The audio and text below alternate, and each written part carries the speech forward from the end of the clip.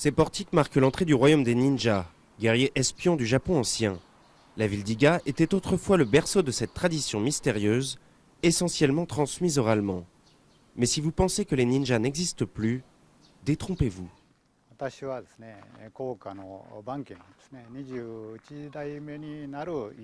Je pratique l'art des ninjas depuis l'âge de 6 ans. C'est le maître Masazo Ishida qui me l'a enseigné et lorsque j'ai atteint l'âge de 18 ans, il m'a nommé 21e ninja du clan Ban, faction de Koka.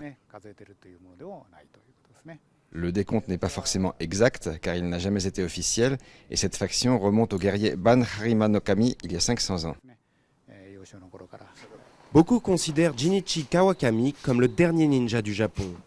À 63 ans, cet ancien ingénieur n'a jamais cessé de pratiquer le ninjutsu, l'art des ninjas, et l'enseigne depuis 10 ans. Il a appris à grimper au mur, à maîtriser les explosifs, à endurer la faim, la soif, et s'est même exercé à percevoir le bruit d'une aiguille tombée sur le sol. Lancer des étoiles en acier et pratiquer les arts martiaux, c'est une toute petite partie du ninjutsu. Un bon ninja doit parfaitement connaître son environnement et maîtriser un ensemble exhaustif de techniques de survie.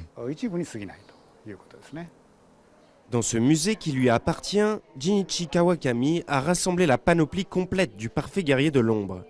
Il mène en parallèle des activités de recherche à l'université de Mie sur l'histoire des ninjas, volontairement tenues secrètes pendant des siècles et aujourd'hui encore entourées de mystères. Regardez par exemple ces deux crochets particulièrement tranchants. Ils étaient utilisés pour creuser un trou dans un mur afin d'y passer la main et ouvrir une porte de l'intérieur. Jinichi Kawakami n'a pas engagé d'apprenti et sera certainement le dernier ninja de sa lignée. Mais à Iga, la tradition n'est pas prête de s'éteindre. Un groupe d'initiés pratique toujours cette discipline pour le bonheur des touristes amateurs de sensations fortes.